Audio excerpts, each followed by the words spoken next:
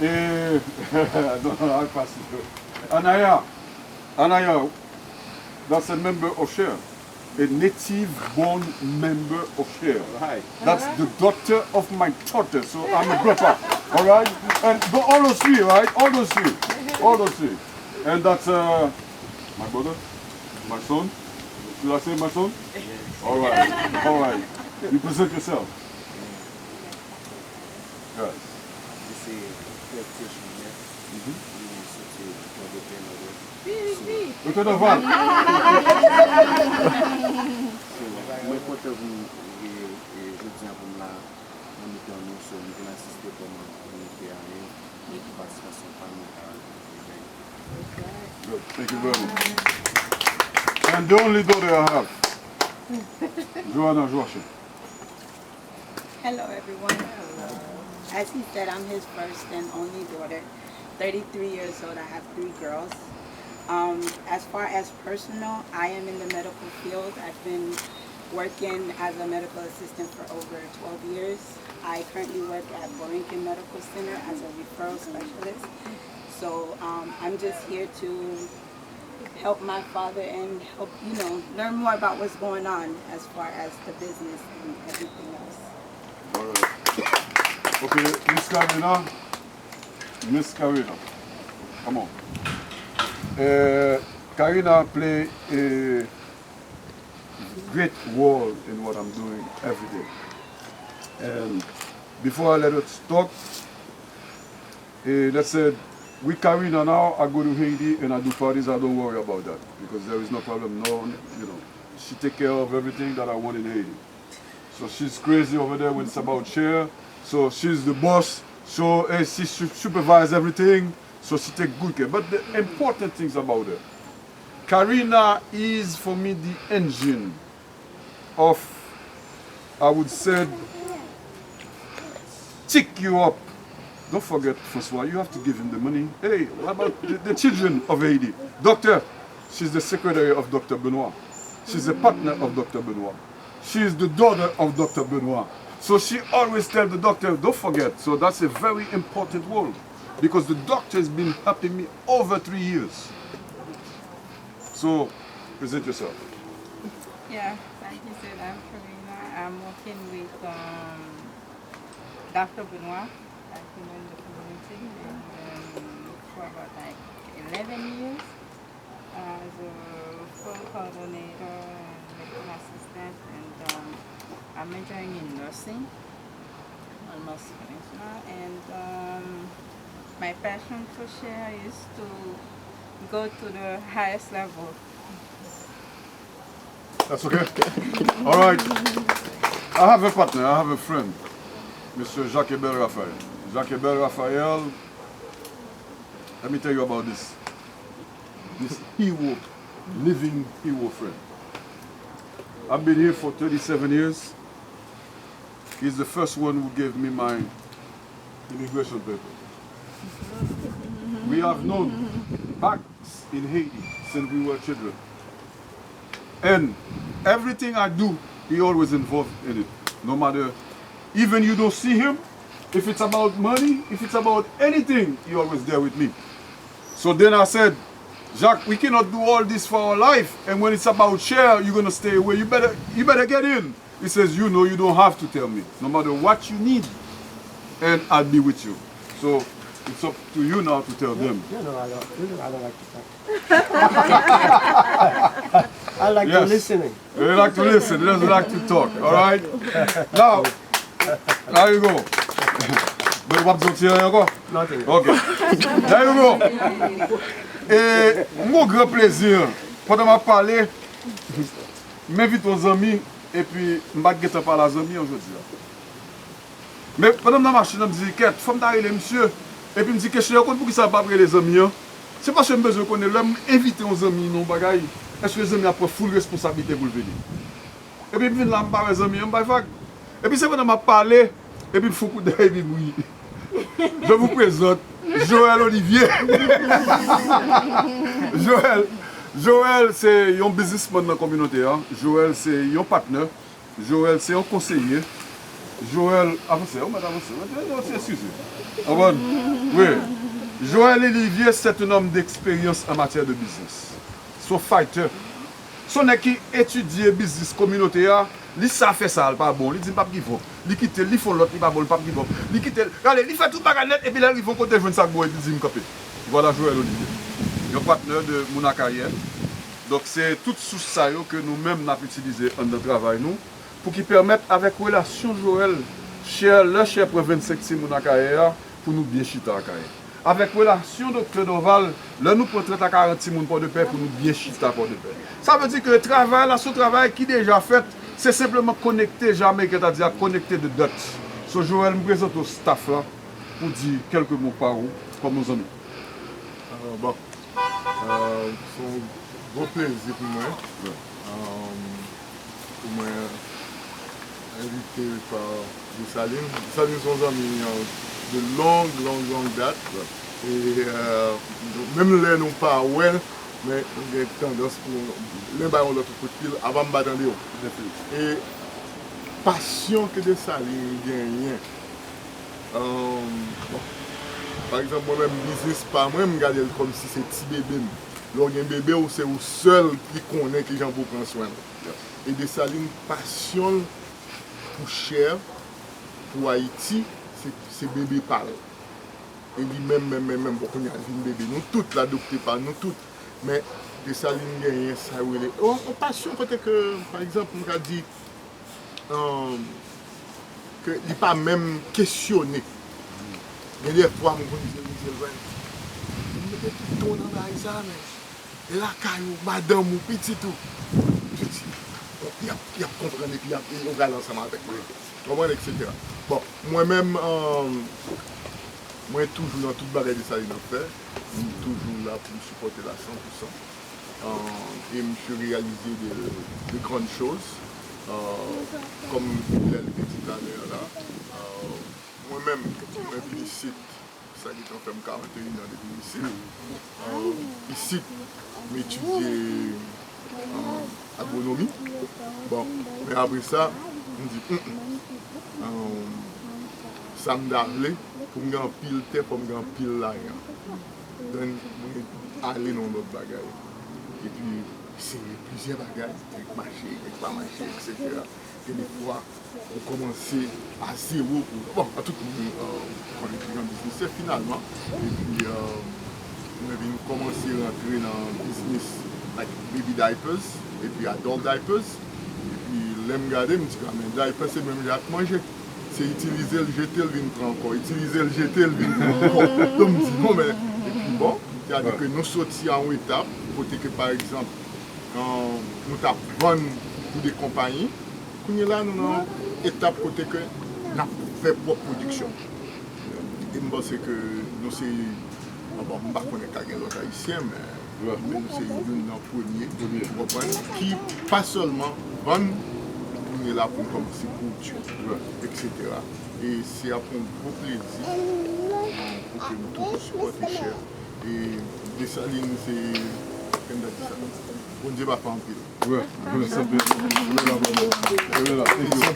Ton la représentation, parce que nous changeons notre phase. Regardez, ça fait si. Bon, attendez, non, quittez me passer pour madame ça. Bien, mais faut-il paraître pour mon faut-il avancer. Ouais, je suis à part, et puis c'est madame Bossa, donc ça veut dire que tout ça, Ebel se dit, c'est pour lui. Donc Ebel dit, il va avoir une pièce côté, c'est madame moi. So si je suis cher, il est déjà dans cher tout. Alright? Nous avons Dr. Doval. Dr. Doval, bon, quoi, parce que je ne vais pas le présenter encore. Nous allons vous parler avant, parce que tout le monde parle de Dr. Doval. Ah? Ouais? Oui, on va continuer à parler. C'est Dr. Doval. C'est un monde. Il y a une, on va faire des revenus. Je tiens à me laisser convaincre de ça que François a laissé faire. Là, monsieur invité pour une fois, le cher, il dit qu'il y a des messages à faire. Il dit, monsieur, mon cher, on va faire un pile pour arriver pour arriver avec l'organisation. Ce n'est pas facile pour les jeunes monde camper avant dans sorte d'organisation. Parce que l'essai même avec PAM, nous avons pris de difficulté, pris le bas, nous avons demandé des gens, nous avons fait fête, nous avons demandé l'argent, nous avons fait et on est dans la poche, moi, je vais faire. Les familles, les amis, cause et puis nous faire. Mais actuellement là, on a dit que nous avons une bonne direction. Et nous avons la naissance, nous avons à peu près 50 médecins qui vont là avec nous. Et puis, la chimie médicale pour le 100 000 $, avec l'organisation a monté dans notre ouest.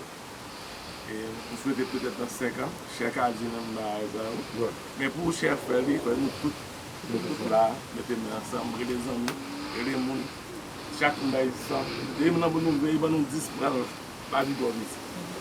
Mais les gens nous font activité, là, et puis nous pensons qu'un jour, le chef va arriver. Mais moi-même, je vais essayer de me cher, même si on est. On va garder cher, on va monsieur conseil, parce que je ne peux pas faire tout bas à la fois. Et tout ça fait déjà cher côté. Mais on se va me dire, je dis François, quelle va ça la faire, je vais avec lui, je vais aider, et depuis que je vais bon, cher, je vais avec nous. Voilà. Et pour tout le temps, et je pense que cher, dans une bonne voie et une bonne direction, et je pense que la vie peut le c'est ça. Merci. On a continué de jouer. Non, on a continué. Non, je contrôle. Je ne vais pas quitter Ginette. Ginette, je ne vais pas quitter parce que c'est là où je vais. Oui. Je dis save the last, save, comment on dit ça en anglais? Save the best for last. There you go. Non, je connais.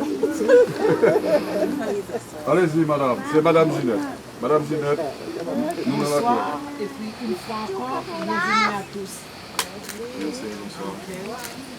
Alors, l'histoire de moi-même avec François, c'est une longue histoire. Nous non seulement c'est mon bon naïf ensemble, mais moi-même avec François, l'homme était petit, dans le jeune âge, moi j'étais à l'école Caïmé au Saint-Joseph de Cluny. Donc lui-même tout, il était Caï frère, il vient Immaculée Conception. Donc nous connaissons élève ma mère toujours bien, élève mon père toujours bien. Donc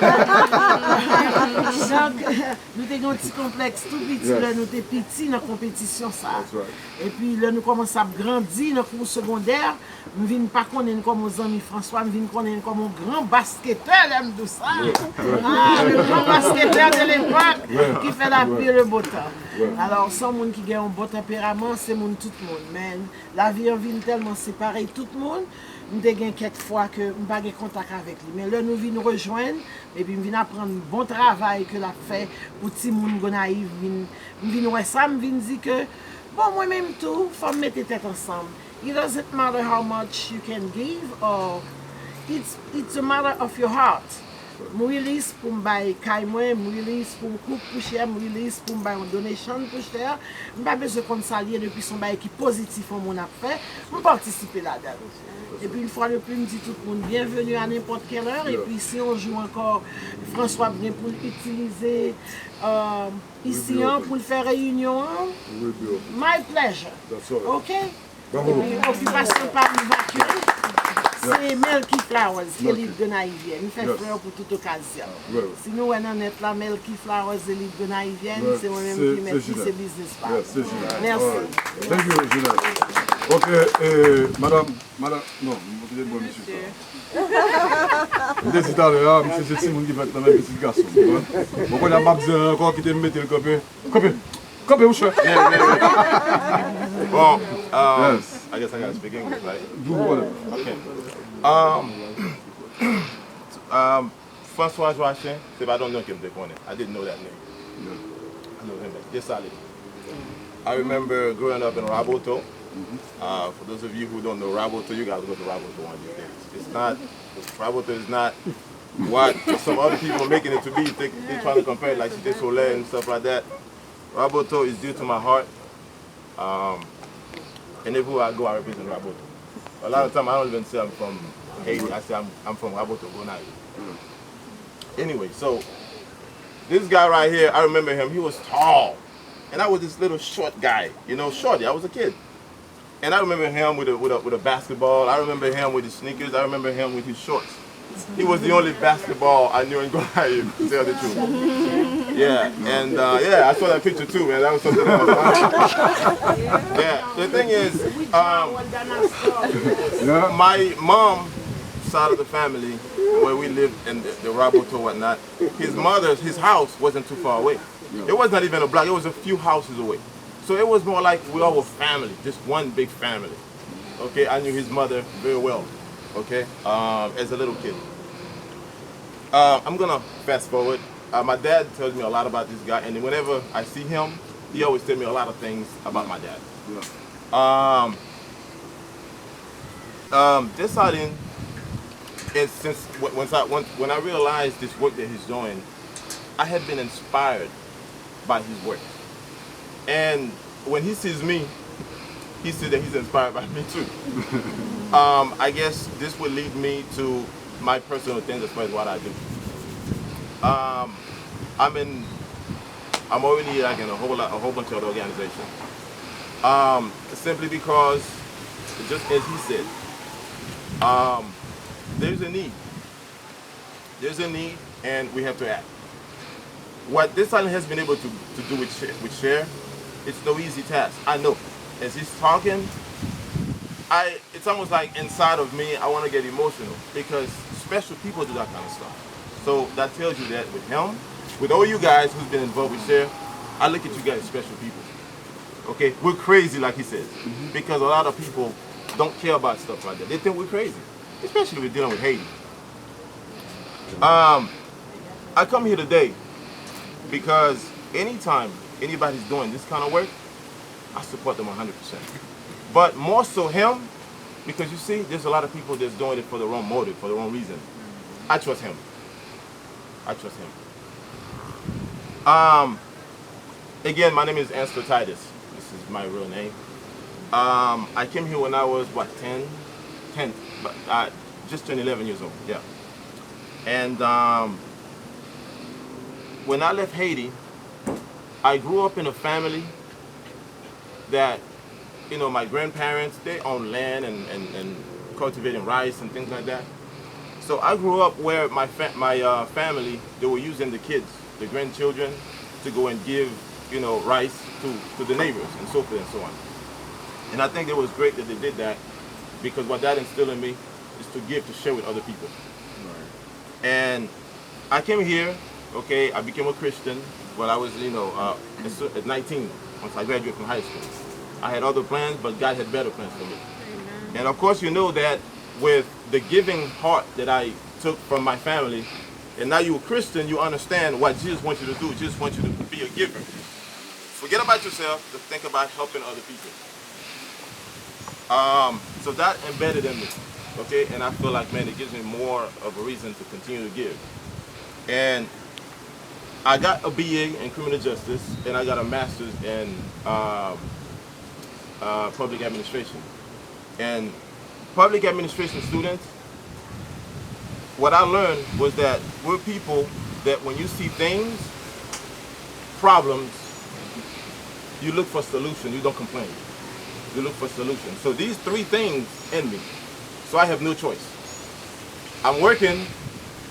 I work for the federal government right now in law enforcement. But I'm only doing that because that's what's paying my bills right now. If I could just dedicate the rest of my life where I'm getting, you know, a little money to take care of myself, I would be doing this, what I'm doing with all the other guys, helping other people. You know, I really admire, you know, the work he's doing, the work that Share has been doing. And like he says, it's all about connecting the dots. He's from Gonaïve, I'm from Gonaïve.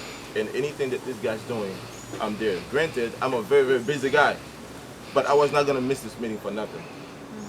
Because there's no way that, knowing him with my friendship and the trust, that he's gonna do something for me to know for him to invite me, for me not to come. I'm looking forward, okay, to work with him. I'm looking forward to help out, and he's on the right track. all these things that he says, where he was focusing on Haiti, and then now he's trying to bring it over here. That's the right way to go. And I'm looking forward to work with him to help this organization as much as I possibly can. Because I know that there's no self-interest in this. It's about the people. Because whenever somebody's sacrificing their time, energy, and money, and there's an organization called Truth that we've been a part of, and that's one thing I've been telling these people. It requires time, energy, and money. If you cannot sacrifice these three things, you're not going to have an organization for too long. So that's one thing, that's what he was talking about. So I know your wife, the kids, and anybody else that has been helping, I know I can relate to that. But I'm willing to help, to do my part, deciding to help you, reach this goal. Thank you very much. All right, thank you very much. Thank you very much, sir. Now it's the turn for Miss Ruth. Ruthie D. She's a star, she's a superstar. Sometimes. Most of the time. Bonsoir. Yes, my name is Ruth. I work with him at the doctor's office, Doctor's Medical Center. Monsieur Sa, I don't know what to do with him anymore. Parce que I'm going to corner côté m'chita pour patient, c'est la base liée. Depuis le vini, entre ces côtés m'na pour le temps. Always with the phone. Wait, share, come on, miss I make clean. Oh my God. Okay, that's very good, okay. But here's your phone. Yeah, very good. But I promise, like I said, I don't have money. Yes. But I help, j'aime capable. My thing is, I like the how do you call it? The fundraising. Moi, my fundraising. So moi pour mettre li, pour entrer dans fundraising for share. And of course, my church. I'm gonna try, to bring this to my church and see, if they could help out. And that's all. But lui m'empile every day with share. Oui. Bon tour là, là-bas. J'aime saluer monsieur. Bon tour là, j'aime saluer monsieur là-bas. Donc là, on va dire aux amis, monsieur mène tout bien, petit boy. Next time, I'm going to short, you know. Hello everyone, good afternoon. No problem, c'est Jenson. Also, I'm with Doctor's Medical, so I'm going to have a good message. Maybe right now, office men frappé. I'm going to share. Me toujours motivé nous about life and then toujours faire entendre des émissions radio qu'elle dit faire qui parle de share and so bon bagage qu'elle a fait nous voulons supporter face au bénéfice et like he said we're willing to help as we can and we have to move forward.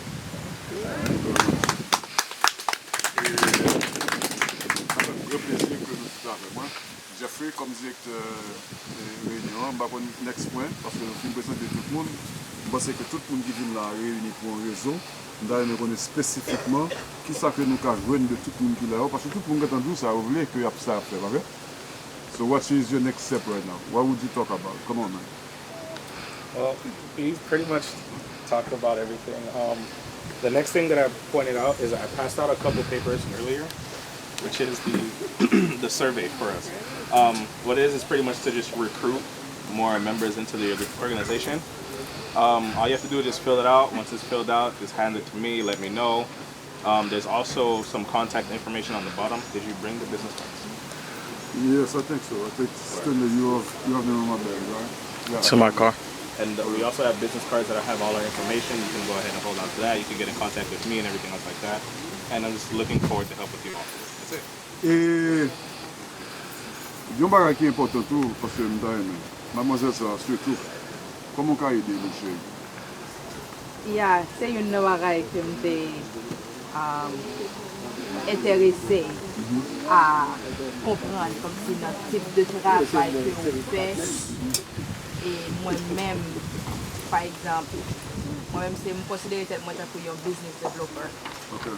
Parce que c'est ça qui est vraiment domaine moi. Okay. Et puis moi comme dans en termes de connexion, organisation que moi connais, moi travaille avec eux. Par exemple, les supports de cours, enseigner pour Haïti. Et c'est des organisations côté que notre travail que moi fais déjà, nous travaillons ensemble avec eux. Donc, par contre, si c'est peut-être à travers connexion ou bien à travers m'da aimé tant que foot pour de cours, par exemple.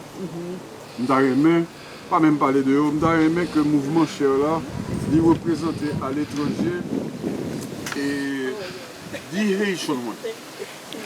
When there is a catastrophe in Haiti, we don't have to go to Red Cross America. We could have come to share. So how can I reach that level if I have that dream?